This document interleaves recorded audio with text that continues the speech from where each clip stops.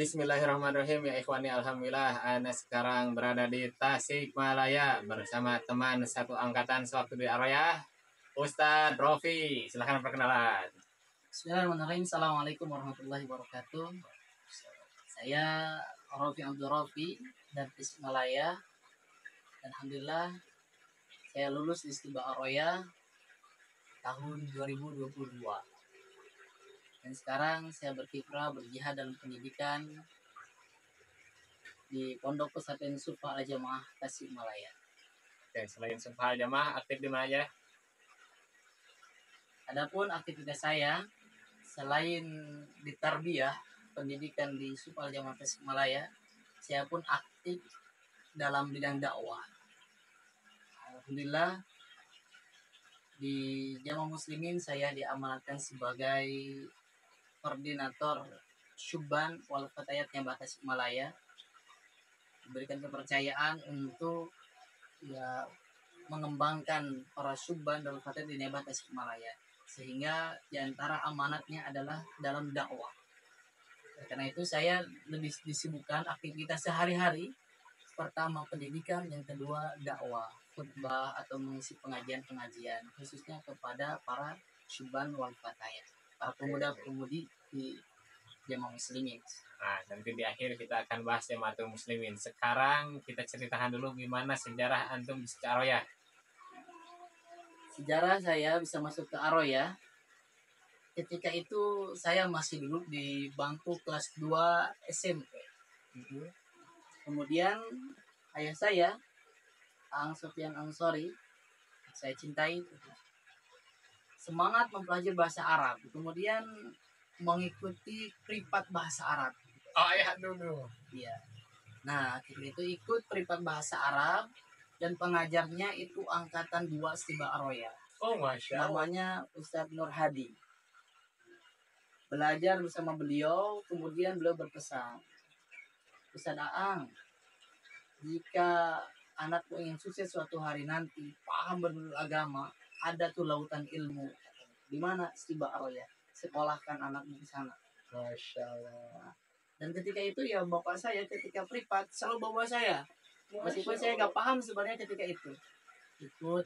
Akhirnya sejak kelas 2 SMP, kecintaan saya itu bahasa Arab sudah mulai tumbuh. Karena apa? Melihat Masya Allah kekaguman kepada guru saya sendiri.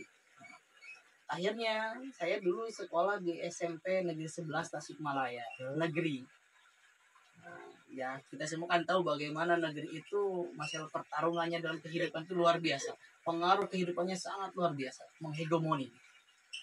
Sehingga orang tua saya bertekad untuk membuat saya menjadi lebih baik, dimasukkanlah saya ke pondok pesantren Nasrul Haq Al-Islam. Nah, di sana saya mempelajari ilmu agama. Kemudian di sanalah saya kenal dengan universitas, karena dari alumni sana ada 2 orang yang dilanjutkan di Stiba Araya, Ustaz Ahmad Fauzi dan Sadianto. Nah, dimotivasi saya pun untuk lanjut ke sana. Nah, ketika itu saya daftar 3 universitas. Pertama Kelipia, kedua Al-Huda, yang ketiga itu Stiba Araya Tasikmalaya. Nah, tapi yang saya ambil Stiba Araya Sukabumi, mohon maaf. Terus? Nah, yang saya ambil adalah Stiba Araya Sukabumi. Alhamdulillah, bismillah tabaraka wa ta'ala, saya pun diterima di sana. Meskipun ketika ke sana, Masya Allah gitu, dengan ketidakpercayaan diri. Nah, karena pas ketika sampai di sana, saya duduk dengan kawan-kawan ketika itu, kalau nggak salah, ketika ditanyakan berapa ini jumlah peserta, nah, ternyata nyampe 4.000. Saya duduk, Jumlah pendaftar. Tanya kanan, dari mana? Dari pesantren. Berapa hafalan Quran? Ternyata sudah hatam 30 juz. Tanya kanan, tanya kiri, dari mana? Dari pesantren. Berapa hafalannya? 30 juz. Depan pun sama 30 juz, belakang 30 juz. Nah, ketika saya ditanya balik, itu dari mana? Dari Masyaul Islam. Di mana hafalannya udah berapa? Aduh, di sana saya malu karena saya cuma bawa 4 juz.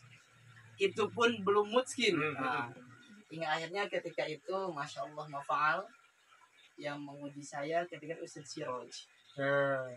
Dan saya diwawancara, ya, Ini berkaitan kenapa sih memilih Aroya, ya saya sampaikan karena saya ingin menjadi ulama internasional suatu hari nanti.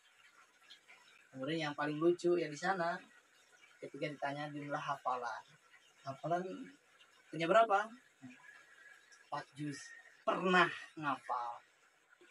Akhirnya saya pun diuji.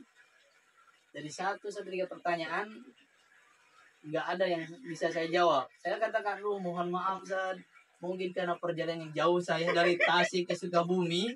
Nah, akhirnya hafalan itu jatuh di jalan. Nah, gitu. Akhirnya ya saya, masya Allah gimana lagi gitu. Hanya bisa berkata, ya mohon maaf. Gitu. Yang saya ingat hanya soalnya saja. Gitu. Adapun jawaban dari soal itu melanjutkan ayat, blank semuanya. Nah, di sana. Tapi alhamdulillah, gitu. Dengan izin Allah Subhanahu Wa Taala, mungkin Al Ustaz melihat kesungguhan saya sehingga akhirnya saya pun diberikan kesempatan untuk bisa belajar di Aroya Sukabumi sampai mendapatkan gelar SPD. Oke. Nah, oke. Sekarang ceritain saat antum di dalam Aroya, cerita yang paling menarik, silakan.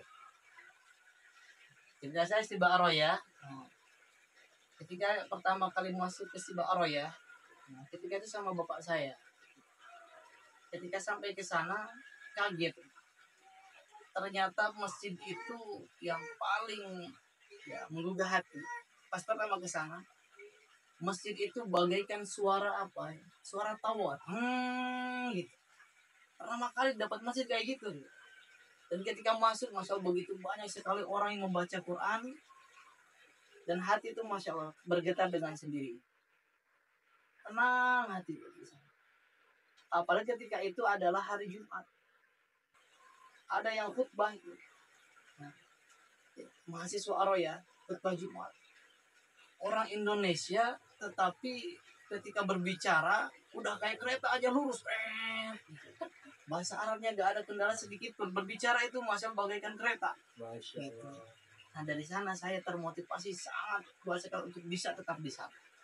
Nah, yang paling menarik juga saya pun ketika di sana, ketika masuk ke maktabah perpustakaan. Ketika itu aja keliling oleh biasa musola lah. Tingkat tuh. Saya keliling ketika itu disuruh baca.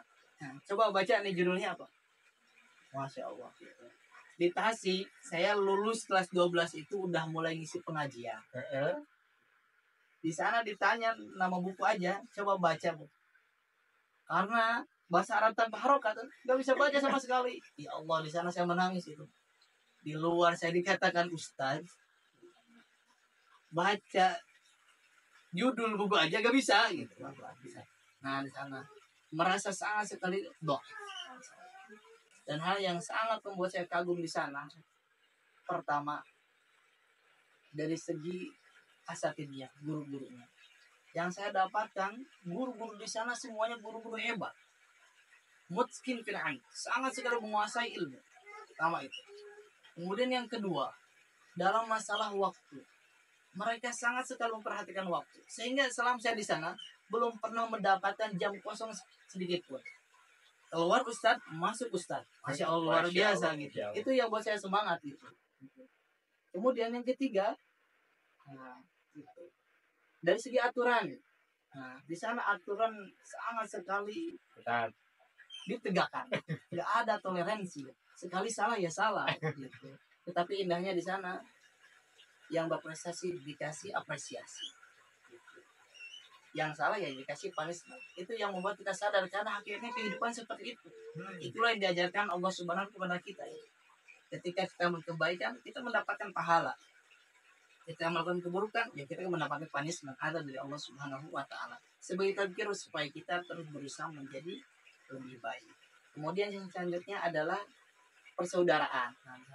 Saya sangat merasakan ukhuwah Islamnya itu di sana. Sampai ketika itu saya pernah pertama kali sakit, memaksakan diri ketika itu. Masya Allah. Saya kira saya bisa bertahan ketika itu. Meskipun merasa makan tuh ini makan udah pahit, udah gak enak. Tapi saya berusaha bertahan. Karena merasakan qimmatul ilmi di sana. Pentingnya ilmu di sana. Kalau gak masuk tuh rasanya hampa. Sangat membutuhkan. Makanya kalau saya sampai sakit gak masuk kelas, pernah sekali, pasti saya mencari ke teman yang lain supaya bisa mendapatkan ilmu tersebut. Nah, dan ketika itu saya memaksakan diri, nah, makan udah gak enak, ternyata pas melangkahkan kaki, nah gitu, jalan ke asrama, tiba-tiba kok diinjak bumi itu kayak Getar. bukan bergetar, tiba-tiba menjadi gelap. Lep. Dan saya nggak tahu, ternyata Masya Allah, ternyata ketika itu saya pingsan. Oh, pingsan. Nah, di sana. Itu pengalaman saya ketika di sana. Tapi yang paling saya kagum juga di sana itu adalah persaudaraan Islamnya. Sampai-sampai ketika itu saya pernah tidak punya uang selama 2 bulan. Tapi yang saya kaget, tiba-tiba ada yang menemukan uang di tas. Nah, dan saya nggak tahu siapa itu yang bersaudara ketika itu. Masya Allah. Nah, di sana gitu. Dan yakin tentunya itu adalah manusia. Sahabat saya sendiri mungkin yang mengenal dekat dengan saya. Itu yang saya rasakan di sana. Ketika sakit pun seangkatan semuanya datang. Dan tentunya kenapa bisa terjadi hal seperti itu? Karena imannya memang sudah sangat dikutuk. Maka dari itu, Masya Allah, di Ar-Royah itu sangat bagus untuk memupuk keimanan seseorang. Sehingga memahami bagaimana itu menjadi seorang muslim sejati. Nah, itulah cerita di Ar-Royah nih, Fatih in frame nih. Nah, jadi sakit pun dipaksain, kemudian ternyata ada yang bersodakoh, dan sampai sekarang nggak tahu siapa. Nggak tahu. Masya Allah. Nah, kalau di akhir-akhir, cerita di akhir-akhir sebelum lulus gimana tuh? Nah, sebelum lulus ketika itu karena kita ada COVID, jadi kita belajar ketika itu ya di rumah. Dan saya ketika ke Ar-Royah ketika tinggal 1 semester terakhir. Nah, di sana. Jadi itu waktunya saya untuk menulis sebuah skripsi. Namun ketika itu, Masya Allah, banyak keajaiban ketika di sana. Keajaiban. Nah, keajaiban. Yang saya rasakan, sebelum COVID itu hafalan saya biasa-biasa saja. Tapi ketika itu tiba-tiba hafalan itu melesat begitu cepat. Sehingga akhirnya Alhamdulillah di semester itu dari hafalan Quran, saya bisa menyelesaikan setoran hafalan Quran 30 juz itu di semester terakhir itu. Semester 8, saya bisa menyelesaikan hafalan Quran 30 juz. Dan hafalan paling banyak ketika itu, 1 hari saya bisa selesai 1 juz. Masya Allah. Sampai-sampai ketika itu saya punya partner 3 orang. Menerima setoran gitu. Pagi, siang, dan malam. Dan 3 teman itu semuanya keteteran, sehingga banyak yang diganti sama keteteran. Karena saya sistemnya ngapal, kemudian disetorkan. Karena saya punya tekad di Allah, saya ingin selesai hafal Quran 30 juz di Ar-Royah. Karena saya berpikir kayaknya tidak ada lagi tempat yang bisa membuat saya untuk bisa hafal Quran kembali. Khawatir disibukkan dengan pekerjaan, disibukkan dengan hal yang lainnya, sehingga saya tidak ada waktu lagi untuk menghafal Al-Quran. Dan ternyata Allah memberikan semua itu. Sehingga Alhamdulillah di sana di usia 25 tahun saya bisa menyelesaikan Al-Quran. Kemudian, nah, yang ajaibnya juga di sana ketika itu menyusun skripsi. Skripsi dimulai dari Januari. Nah, Januari saya memulai. Ternyata selesai skripsi itu cuma butuh waktu 1 bulan. 1 bulan. Nah, gitu. Dan orang ketika itu kalau nggak salah, yang pertama selesai skripsi itu anak sendiri. Gitu. Sekitar 200 halaman. Dan Alhamdulillah, yang ketika itu pertama menyelesaikan revisi anak sendiri. Dan pertama kali yang mengumpulkan skripsi sudah selesai itu berbentuk buku. Ya saya sendiri, Alhamdulillah, dinikmatillah. Sebelumnya saya tabu itu skripsi itu. Gitu. Karena melihat mustawa Allah kayaknya bingung banget jalannya skripsi. Ketika saya menjalin, oh ternyata seperti ini. Nah, itu juga asyoran kepada Dr. Budian. Nah, dulu yang membimbing saya untuk bisa menyelesaikan skripsi itu. Saya juga ucapan asyoran kepada Dr. Ahmad Khatib dan juga Ustaz Abdul Aziz yang sudah menguji saya. Karena berkat bimbingan mereka, masukan-masukan mereka. Ketika itu kan yang saya ajukan adalah program pendidikan bahasa Arab dalam mengembangkan kemampuan berbicara bahasa Arab di Pondok Pesantren Pak Jamaah Tasikmalaya. Akhirnya dari skripsi itu saya bisa membuat sebuah buku. Masya Allah. Saya bawa ya bukunya ya. Mau. Boleh? Nah, kan kemarin saya membuat skripsi. Nah, dari skripsi itu, alhamdulillah, gitu, saya bisa menciptakan sebuah buku. Ini buku diambil dari skripsi saya. Ini bukunya ya. Namanya Al-Muhadatsah Al-Arabiyah, percakapan bahasa Arab. Nah, gitu. Di sini terdapat pertama percakapan, kedua mufradat, ketiga itu adalah al-qawaid an-nahwiyah. Kemudian yang terakhir itu ada al-insya dan al-mahfudzat, kata-kata mutiara seperti manjada wajada, man sabara dzafira, man qalla sidquhu qalla sadiquhu. Sebagai motivasi pada para pelajar. Dan ini digunakan untuk 1 tahun pertama, biasanya iqdad. Dan alhamdulillah saya gunakan buku ini di Pondok Pesantren Syifa'ul Jamaah Tasikmalaya, dan alhamdulillah sampai sekarang pondok kita santri sudah bisa berbicara bahasa Arab. Masya Allah. Ini diambil dari pengalaman saya ketika di Aroya, belajar di Bayanadai, belajar dari para ustadz alat dan para asal di sana. Kemudian saya menerapkan metode itu di pondok saya. Dan alhamdulillah sampai sekarang bahasa itu bisa berjalan di pondok saya. Gitu. Maka yang mau main di sana ya boleh. Oh iya. Tapi tentang kitab. Wah, Masya Allah. Jadi mau ada yang berkunjung ke sini, tanya-tanya tentang kitabnya juga bisa. Atau via chat juga bisa ya nanti ya? Bisa via chat, bisa. Nomor antum berapa? Sebutin. Nomor saya 085 222 686 116. Nah ya itu bisa di chat, ngomongin tentang kita. Misalnya ada yang butuh apa muqarrar untuk pondoknya bisa ya? Iya. Tanya-tanya dulu. Tapi ini lebih ke percakapannya lebih ke pesantrenan. Jadi kegiatan pesantren. Jadi kalau Bayanadai kan itu biasanya percakapannya terlalu tinggi. Ada di bandara, ada di rumah sakit. Itu Bayanadai kan. Kalau ini seperti film film masjid, kemudian Halaqatil Quran, kemudian al-muhadharah biasanya. Jadi bahasa-bahasa yang memang sering digunakan di pondok pesantren. Dan itu saya ambil hasil riset saya ketika itu saya mengajar di 5 lembaga. Gitu. Di 5 lembaga pesantren, 5 pesantren, saya mengajar bahasa Arab, kemudian berusaha mengembangkan itu. Ya, ternyata yang berjalan sekarang di Syifa'ul Jamaah Tasikmalaya. Karena hasil dari penelitian di sana lah, kebutuhan para santri itu sendiri. Sehingga terbentuklah buku ini Al-Muhadatsah Al-Arabiyah. Masya Allah. Jadi itulah hasil belajar di Aroyah ya. Nah, ini hasilnya nih.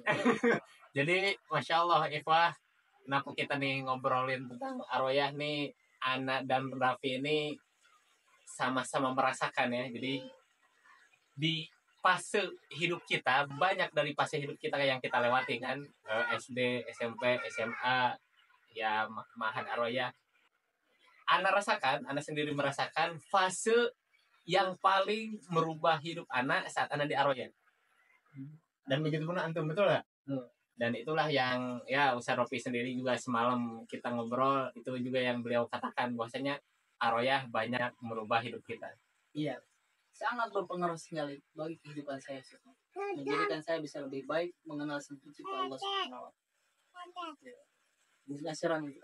Oke.